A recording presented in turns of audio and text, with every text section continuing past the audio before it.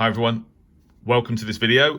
This is an unboxing video for the Belka DX receiver, and I wrote to the guy that builds these and the guy that designed it, Alex, in Belarus a few weeks ago, on the back of some really nice reviews that I'd read about this receiver, and as a sort of function of price and of size, the performance looks really excellent. And I've sort of been in the market for another radio, but it's difficult really because there's not that much available. You know, the PL 990, you know, is several $100s or pounds, and I don't think it's any better really fundamentally than the 880. And you know, looking around at what's available, I really like the idea of this particular radio because one, it's very compact, it's very small. Two, the performance is excellent. And that makes it perfect for a de-expedition or for traveling, etc. Having spoke to Alex, he informed me that his last production run had sold out, but the more were being built. And then a few weeks later, he wrote to me to say that they were available again. So I purchased one, and it arrived a couple of days ago. Or a few days ago, actually. I thought I'd do an unboxing video and just power it up quickly, just and let you guys have a quick look at it. I mean, there'll be more videos on this, but I'm quite excited about this radio because it's quite different to a lot of other radios that are available on the market. So this is the box from Belarus. It came via Minsk, actually. And in the box is not very much. As you sort of expect for these low volume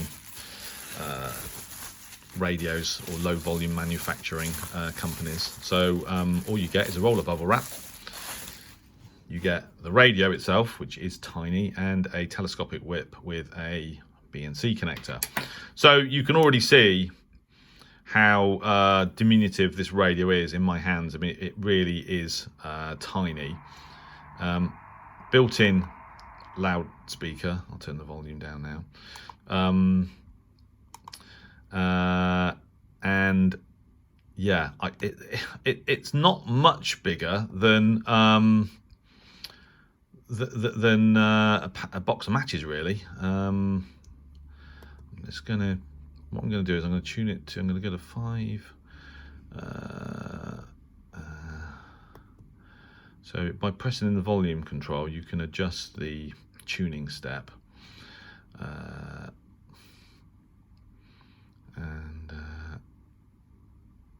not sure I've got this frequency right, actually. Let me just, I'm going to tune to, yeah, that's right. I'm going to tune to Shannon Volmet, which is not completely straightforward to hear at this time of the day, but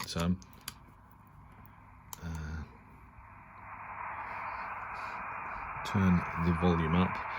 And okay, and then we go to mod. Okay, fine.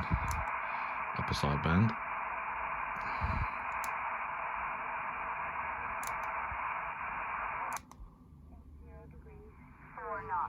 There you go. Between 2200 and 0100. Visibility 2,500 meters. Mist, cloud, ceiling broken at 300 feet. Tempo from 0100 until 08. So you get the idea.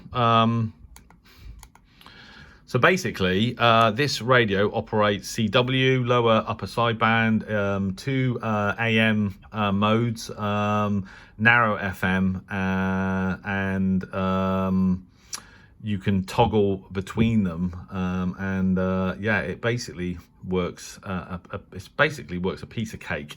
And if you just literally, if I click back again, and it's menu driven, but it's quite good actually. So you know, if you want to, you have to press the volume button, turn the volume up. So we're listening to Shannon Volmet.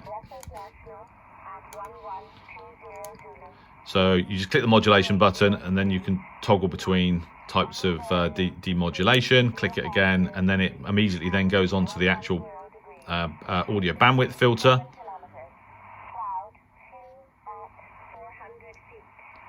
So let's go to 3. Click it again. There you go. And you can hear that wider audio bandwidth. So Let's go back to 2.7, which is more appropriate for that signal.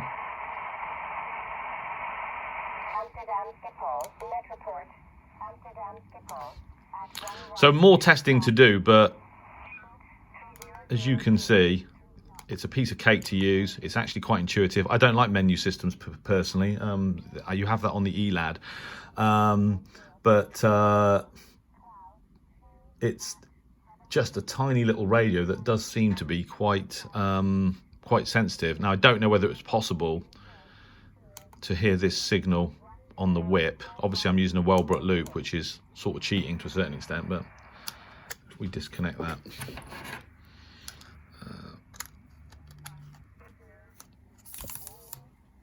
there you go.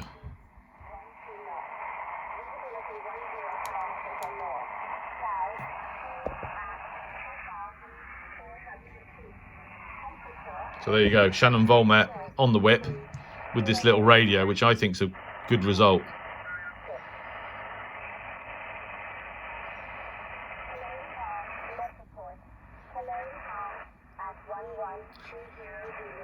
You get the idea. The fact that it's got a built-in speaker is obviously really useful. The audio on a built-in speaker of the size inside this cabinet, I don't know how big it actually is, but I'll show you in a minute. But obviously it's small. There you go. It's probably about 5 centimeters across or something. But it's actually it's okay. And it has obviously it has a built-in rechargeable battery that you can charge via DC, I think. Actually, I think you can. I charged it via USB, so it's got a standard USB connector, and it came nearly fully charged, but it's easy to charge via USB. I haven't operated it while it's charging. I don't know if you can. Quite often, like for example, the D8, the XH Data D808, you can't use that and charge it. The charging, it's just so much noise generated when it's charging. But and the other thing with this is that this is the I/O output, and using that output via a sound card, you can actually view a bandwidth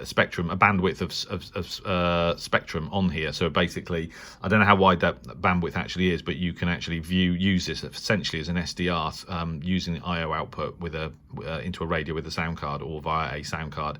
Sorry, not a radio, via a sound card into a computer, and view and actually look at the signals that you're hearing. So I might try that at some point. I'd have to buy the sound card input, but nice to have that I/O output feature on this radio. And that's kind of about it really. So it's not a very expensive radio.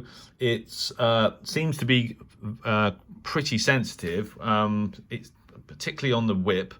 And it'll be interesting how well I can copy some of those sort of low power tropical stations on 60 meters. You know, Radio Club de Para. I wonder if you plug a Wellbrook loop into this, can you copy Radio Tama? You know, on this little radio? Because if you can, then what a perfect radio to take on a DXpedition. And just to give you an idea, a clear idea of the size, this is my smallest shortwave radio, the Sony ICF 100, and look at the if you compare, it's a bit battered now. I've had a lot of use this radio, but if you look at the size compared to this, compared to the ICF SW100, you can see that it's not even half the size of that radio. It's tiny. So the Belka DX is tiny. Obviously, it doesn't cover as many bands as the Sony. That obviously covers long wave and medium wave and FM, but what a tiny little radio, perfect for a DXpedition, I would say. So anyway, there'll be lots more videos on this radio, using this radio, and you know, I'm hoping that it's going to prove to be a very sort of sensitive receiver, because what a perfect little radio to take on a DXpedition or next time I'm traveling. I've tended to travel with the PL 880, but I'd be more than happy to travel with this radio because it's going to take up less space. Obviously weighs much less. If it proves to be an excellent performer. So there you go. So anyway, that's it. That's the unboxing video for the Belka DX. Excited to have a go with it, and I'll no doubt be posting reception videos for you guys to watch at some point in the near future. So hope you enjoyed that. Thanks for watching.